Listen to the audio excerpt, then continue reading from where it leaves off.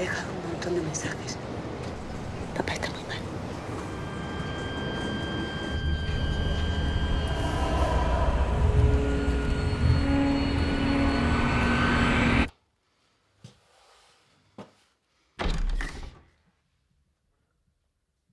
Esta casa se vende.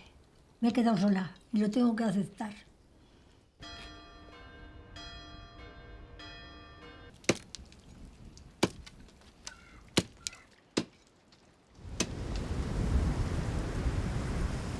En la época más bonita allí, para el campo. Me acuerdo de la primera vez que fui a ver a Pina Bausch. Después el abuelo me dijo que habías estudiado con ella. El abuelo me dijo que no te había visto bailar. ¿Dónde estabas? Te tenía que pasar una cosa muy gorda. Porque se estaba muriendo, Mónica.